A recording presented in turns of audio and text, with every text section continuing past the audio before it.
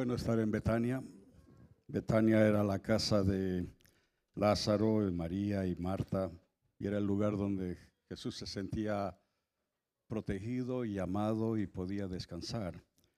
Y así que para Sharon y para mí estar en Betania es como estar en casa, es como estar entre amigos y uno se siente bien, tranquilo, amado. Y es como nos sentimos en esta mañana aquí en Betania. Y bueno, yo quiero hablarles acerca de este leopardo manchado, pero para empezar quiero decirles que Sharon y yo pensamos diferente cuando nos encontramos perdidos, cuando vamos a algún lugar y nos perdemos. Y quiero decirles también hoy de que es un día grande y glorioso para mí, porque a pesar de los comentarios que otros hicieron, no me perdí y llegué aquí sin perderme, sin necesidad de ayuda de nadie. Aun cuando había otra persona, mi copiloto, que estaba diciéndome que era el camino equivocado, pero llegué. Y eso me hace importante hoy y me hace muy contento. O sea, cuando nos perdemos, yo sé que eventualmente he de encontrar la dirección a la que nos dirigimos, pero ella siempre me sugiere de que preguntemos. Pregunta. ¿Preguntar? Pues un hombre que se valore a sí mismo jamás ha de preguntar cómo llegar. O sea, preferimos perdernos que perder nuestra dignidad preguntando. Oiga, no hay hombre alguno que va a preguntar. Pero quiero hablarles de preguntas también en esta mañana, porque hay preguntas que son indiscretas. Hay otras que son tontas, como ¿de qué color era el caballo blanco de Napoleón? El doctor nos hace preguntas para poder llegar a un diagnóstico. Y los padres hacemos preguntas inquisitivas a nuestros hijos. Y hay una gran variedad de preguntas. Y hay preguntas que no importa cómo uno las responde, causa problemas. Como por ejemplo, ¿has dejado de pegarle a tu mujer? Si uno dice sí, implica que le pegaba. Y si uno dice no, implica que le sigue pegando. Así que no hay una respuesta correcta a esta pregunta, es una pregunta capciosa. Un profesor de la universidad dijo que no hay preguntas tontas, aunque pienso que sí las hay, sino que hay tontos que no preguntan. Y hay varias clases de preguntas que uno puede hacer, pero la que siempre me ha llamado la atención es la pregunta retórica. Y en ocasiones al hacer esa clase de pregunta, alguien piensa que debe contestar a esa pregunta. Yo siempre recuerdo a una hermana que en Las Palmas, hace ya muchos años, cuando pastoreábamos allí, que ella tenía ese impulso de cuando el predicador hacía una pregunta, y entonces, ¿qué dijo Jesús? Ella debía de contestar en voz alta y usualmente equivocadamente a esta pregunta. Pero la primera pregunta que hallamos en la Biblia fue hecha por la serpiente cuando él se dirigió a Eva diciendo, con que Dios os ha dicho, no comáis de ningún árbol del huerto. Es una pregunta intencional, es una pregunta para causar dudas. Y en el libro del profeta Jeremías hallamos una pregunta retórica que cuando yo la leí me intrigó. Es una pregunta que nos lleva a una decisión. Jeremías 13:23 dice, ¿mudará el etíope su piel y el leopardo sus manchas? En otras palabras, ¿puede el leopardo con su esfuerzo borrar sus manchas de la piel? ¿Puede el etíope cambiar el color de su piel? Y estas son preguntas retóricas porque la respuesta es obvia. La respuesta es no, no pueden. Pero lo que me llama la atención es la segunda parte de este versículo. Porque dice, ¿podéis vosotros entonces hacer el bien estando habituados a hacer el mal? Y la respuesta también es no. Y este versículo me enseña que uno no puede cambiar su naturaleza. Y esto me lleva a reflexionar. Si yo no puedo cambiar mi naturaleza, si yo no puedo cambiar mi hábito de hacer el mal, entonces, ¿quién me puede ayudar? Todos conocemos esa historia de aquel pordiosero que dormía en la calle, harapiento, sucio, con el pelo largo, la barba llena de comida y quién sabe qué otras cosas más. y que unos peluqueros, queriendo ayudarlo, lo ducharon, le cortaron el pelo, lo afeitaron, lo perfumaron, le compraron ropa nueva. Tomaron fotos de antes y después y a la verdad el cambio era impactante. Y felices estos peluqueros pensaron que habían dado un cambio de vida a este hombre. Pero días después lo encontraron durmiendo en la calle, vistiendo sus harapos antiguos, despeinado, y todo ese esfuerzo había sido en vano. Y esos peluqueros habían logrado transformar el exterior de este hombre, pero no pudieron transformar su interior. No hubo un cambio de naturaleza, no hubo un cambio de corazón. Y si el corazón no se transforma, tampoco se transforma la vida de una persona.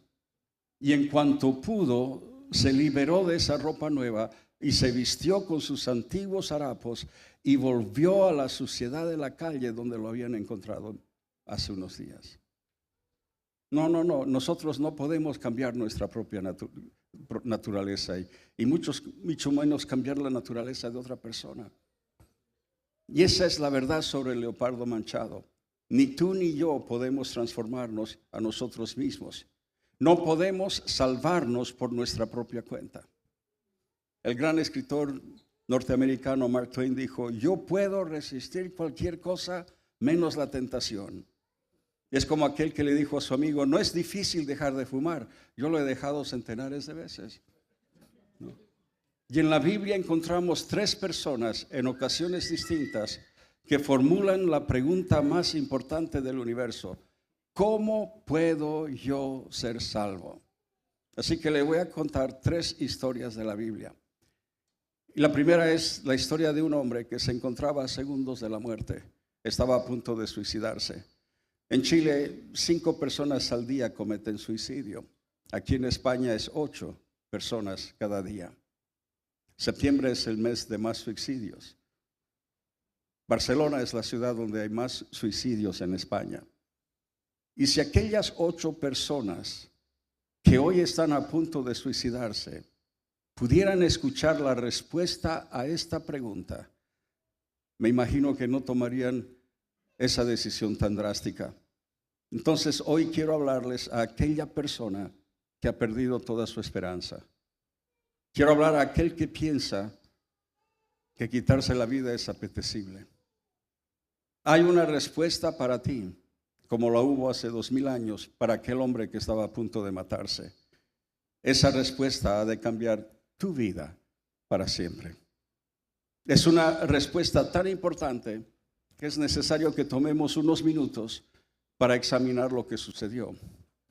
Y si podemos ir al libro de los Hechos, el capítulo 16, a partir del verso 22, encontramos a Pablo y Silas encadenados en la cárcel por predicar el evangelio y hacer milagros en el nombre de Jesús. El versículo 23 dice: después de haberles azotado mucho, los echaron a la cárcel, mandando al carcelero que los guardase con seguridad. La ley romana hacía responsable al carcelero de la prisión por la seguridad de sus prisioneros. Y si tan solo uno de ellos escapaba, la ley demandaba la muerte del carcelero. El versículo 25 dice: pero a medianoche, orando Pablo y Silas, cantaban himnos a Dios y los presos los oían. Los presos los oían. Me gustaría ver un video musical de este dúo cantando en la cárcel. Tal vez cantaba en estilo Pimpinela, ¿no? Pero la verdad es que no conozco a ningún judío que entone bien, así que debe ser un desastre. Y tengo el convencimiento que tanto Pablo como Silas eran buenos predicadores, pero no buenos cantantes. Del versículo 26 dice que entonces sobrevino de repente un gran terremoto, de tal manera que los cimientos de la cárcel se sacudían, y al instante se abrieron todas las puertas, y las cadenas de todos se soltaron. Obviamente este era un terremoto enviado por Dios, no porque solamente se abrieron las puertas, lo que tal vez pueda suceder en un terremoto, pero que soltaron las cadenas de todos los presos. Yo creo que hasta Dios estaba cansado de oír a Pablo y Silas cantar, y por eso hizo el terremoto, no sé. Fue algo sobrenatural.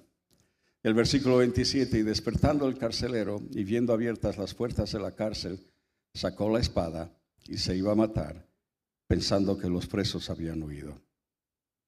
Y los versículos del 28 al 30 dicen: mas Pablo clamó a gran voz diciendo: no te hagas ningún mal, pues todos estamos aquí.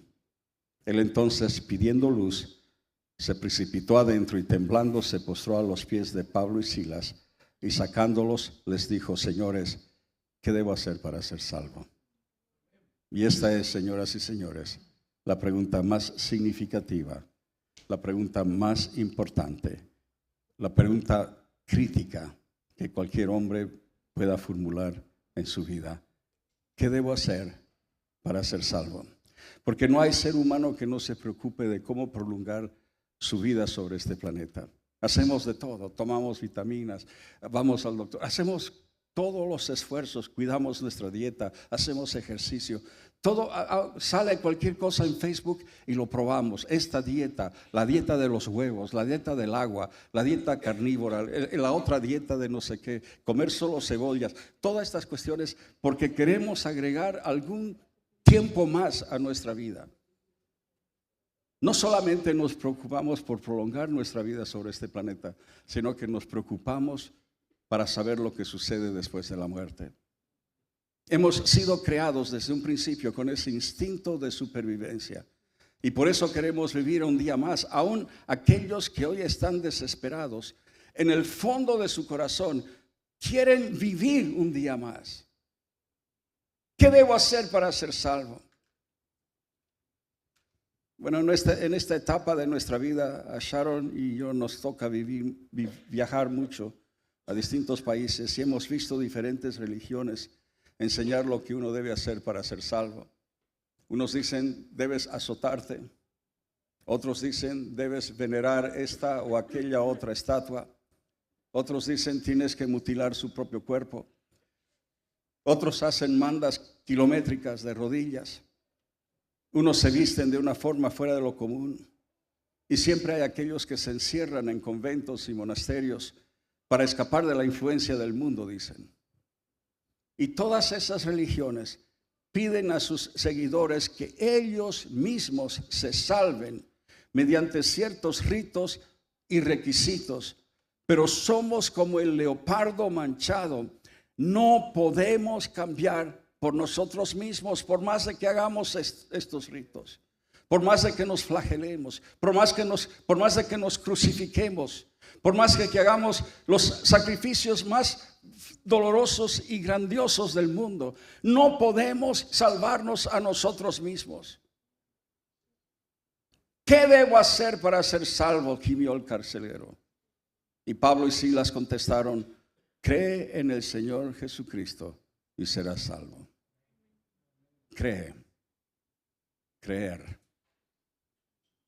Bueno, cuando hablamos de creer se produce un gran problema porque muchos dicen que creen en Dios, pero no son salvos. Hay miles de millones que creen que Dios existe, pero esa creencia no es lo suficiente como para cambiar su naturaleza. Es el pordiosero afeitado y perfumado, pero no transformado. Es el etíope que, como Michael Jackson, pretende cambiar el color de su piel. Hay los que creen que sí, Jesús vivió hace 2000 años. Sí, es verdad. Maravillosas, sus enseñanzas son inigualables. Sí, creo que ha hecho milagros, pero ese conocimiento intelectual no tiene ningún valor y nunca ha de salvar a nadie. Y es por eso que existe un segundo paso. Tengo que creer y tengo que tener fe. Porque la Biblia me enseña que sin fe es imposible agradar a Dios. Y esta palabra fe puede ser traducida al español como persuasión o convicción que Cristo murió en la cruz por nosotros, que Él recibió la paga del pecado en la cruz del Calvario, que Él es el único camino a la presencia de Dios Padre y que por Él tengo el derecho a la vida eterna. Es una persuasión, es una convicción. Cristo es mi Señor, cantamos, y no me detendré de doblar mis rodillas y mi ser ante su majestad. Pero eso no es todo. Hay un paso más que debo hacer. No solamente creer y tener fe, sino que tengo que recibirlo. Supongamos que usted se encuentra al borde de la muerte. Y el doctor le dice que si no se inyecta con esa penicilina que está sobre su mesa, usted ha de morir. Entonces, ¿cuáles son sus opciones? Usted puede aceptar el hecho de que ese frasco contiene penicilina. Usted puede creer que la penicilina le ha de salvar la vida, pero nunca sucederá a menos que usted actúe sobre la base de su fe y se inyecte esa penicilina, porque la alternativa es la muerte. Y Pablo le dice al carcelero que no hay otro nombre en quien podamos tener salvación y que solamente Cristo puede salvarlo. No nos podemos salvar a nosotros mismos, pero Cristo nos puede salvar. El leopardo no puede cambiar sus manchas. El etíope, por más de que lo intente, no puede cambiar el color de su piel. Y la Biblia dice, porque de tal manera amó Dios al mundo, que ha dado a su Hijo unigénito, para que todo aquel que en él cree no se pierda, mas tenga vida eterna. Es el don de Dios, es el regalo de Dios. Dios es el que nos da la salvación. Lo que la raza humana ha estado buscando desde un principio, ese elixir de la vida eterna, el santo grial que buscamos, es Dios dándonos vida eterna. Es una vida sin fin, una vida continua, una vida en un ambiente de paz y de armonía, donde reina el gozo, la felicidad, la seguridad. No más llanto, ni más tristeza, ni más dolor, decía el himno. Tal como dependemos de otros para poder tener vida, ya que no podemos nacer por nosotros mismos a la vida, también dependemos de otro para la vida eterna, porque no podemos nacer de nuevo por nuestro propio esfuerzo. Entonces hay una segunda historia que quiero contarles, porque era el día de Pentecostés en Jerusalén y la recién nacida iglesia había recibido el bautismo del Espíritu Santo y la gente vino para ver qué estaba pasando. Y la Biblia nos dice que eran como 3,000 personas las reunidas cuando Pedro, el pescador, Pedro, el que había negado al Señor, comienza a predicarles, contándoles la historia de Jesús.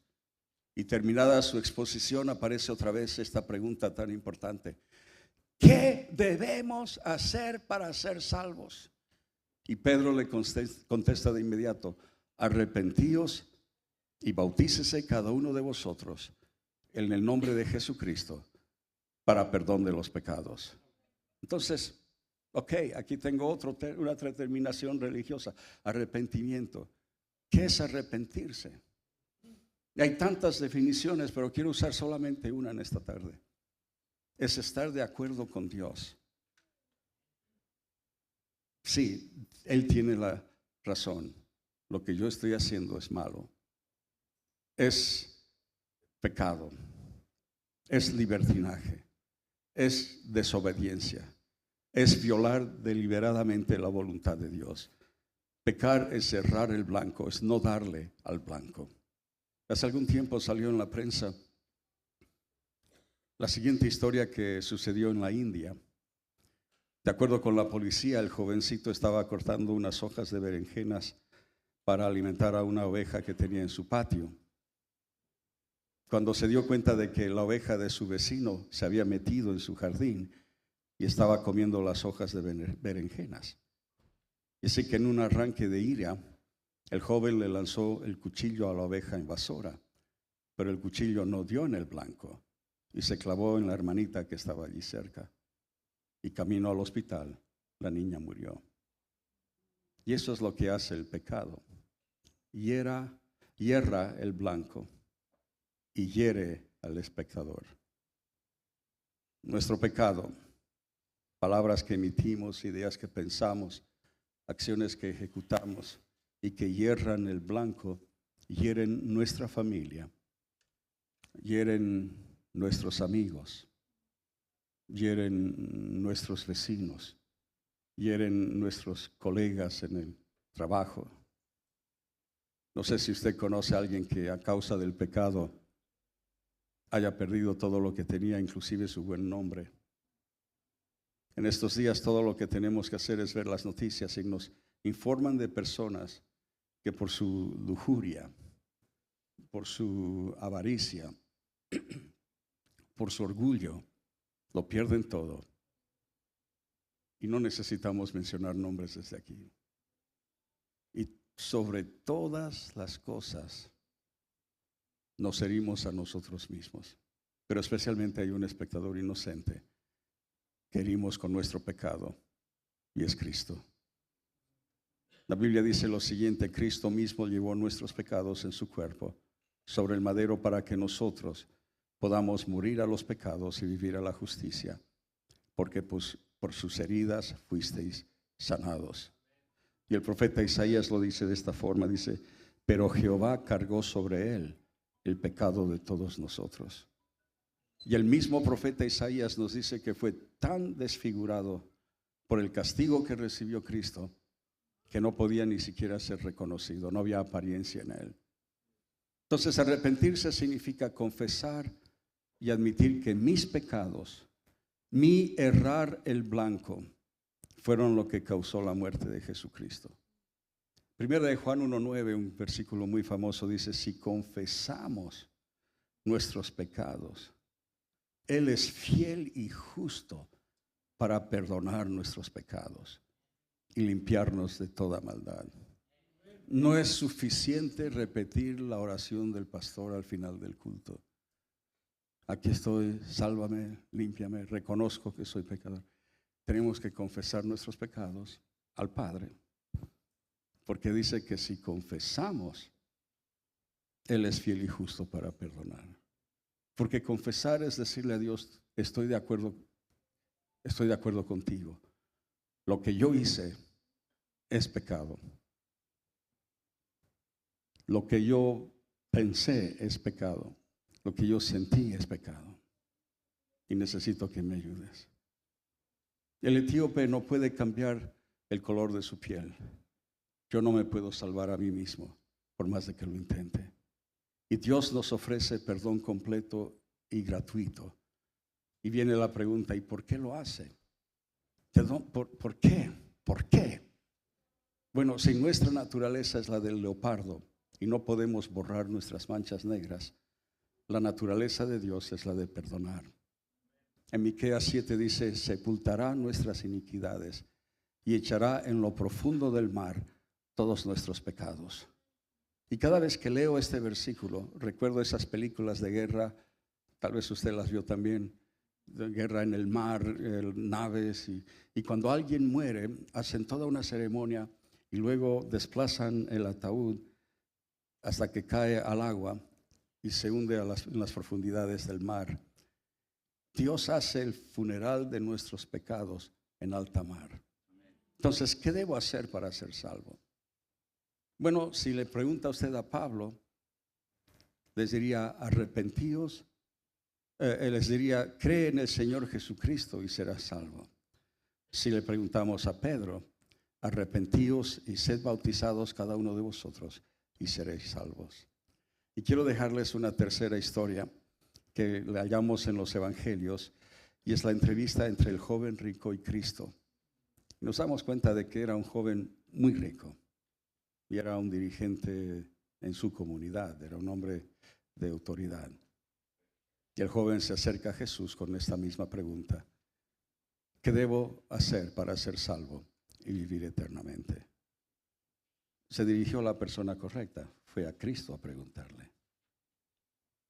Y Jesús le contestó: ¿quieres ser salvo? Pues guarda los mandamientos. Pero el joven no parecía estar seguro de lo que Cristo estaba diciendo. Entonces le dice: ¿a qué mandamientos te refieres, Señor? Bueno, obviamente a los 10 mandamientos, por supuesto. Pero si quieres ser perfecto, vende lo que tienes y reparte entre los que no tienen nada. Pero este joven ya tenía un Dios, así que decidió no obedecer ni seguir a Jesús. Lamentable.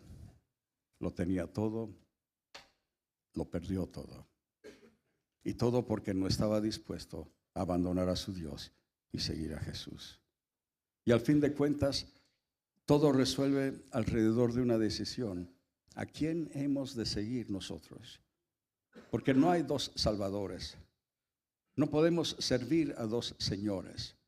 Y uno debe elegir a quién ha de seguir y a quién ha de obedecer. Y el no elegir es elegir. ¿Qué debo hacer para ser salvo? ¿Qué debo hacer para tener vida eterna? Y para contestar esta pregunta necesitamos 3 elementos.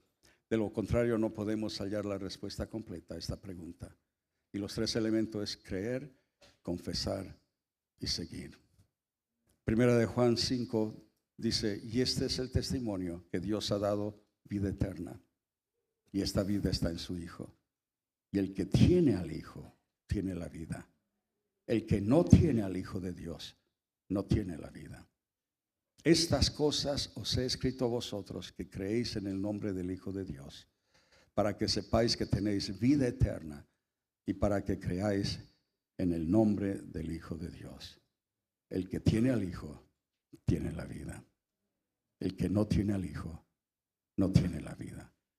Porque el no tener a Jesús es como desenchufar el cordón eléctrico al sistema de soporte de vida de una persona. ¿Puede el leopardo borrar sus manchas? No. Seguirá siendo un leopardo manchado. Puede ser domesticado, puede ser enjaulado, pero no puede cambiar. ¿Puede el etíope cambiar el color de su piel? La respuesta es no. Entonces, ¿podéis vosotros hacer el bien cuando están habituados a hacer el mal? Y la respuesta es no.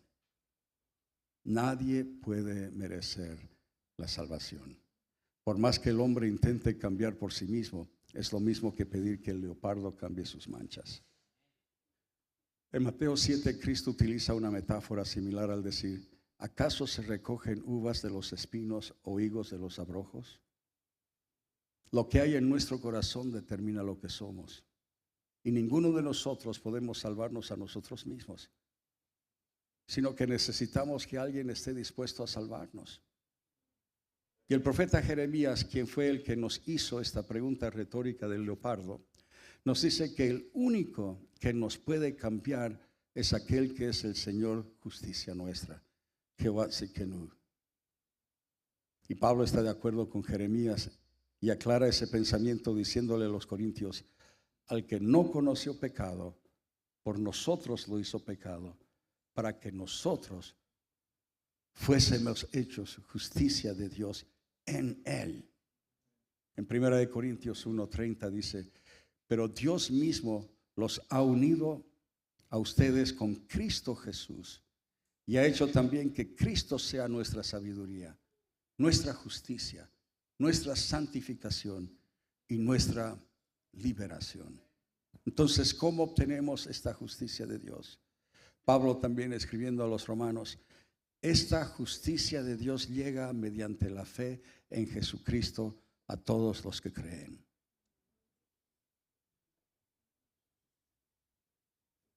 Bueno, en realidad el hombre puede cambiar completamente, pero no por sí mismo. El mismo profeta Jeremías nos dice que el pacto que Dios hace con nosotros incluye el poner en nuestros corazones sentimientos y emociones y pensamientos y decisiones renovados. Nos enseña su voluntad para que realmente seamos un pueblo distinto, que realmente seamos su pueblo, que realmente seamos un real sacerdocio. El leopardo no puede cambiar sus manchas aunque se esfuerce. El etíope no puede cambiar el color de su piel por más de que lo desee. Nuestra justicia es incapaz de causar el cambio en la persona, a menos que Cristo sea nuestra sabiduría, nuestra justicia, nuestra santificación, nuestra liberación. Entonces, en vez de hacer como nos dice la religión, En vez de hacer como nos dan estos ritos centenarios, en vez de hacer como nos dice la tradición, debemos de ser, no hacer, ser.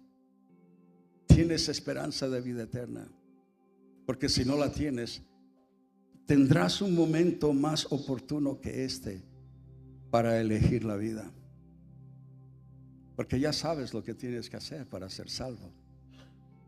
Entonces mi pregunta que les hago en esta tarde: ¿qué te está diciendo el Espíritu Santo en este instante?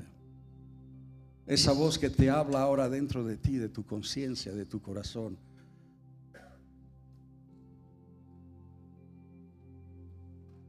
¿Qué está diciendo ese Espíritu Santo a ti en esta tarde?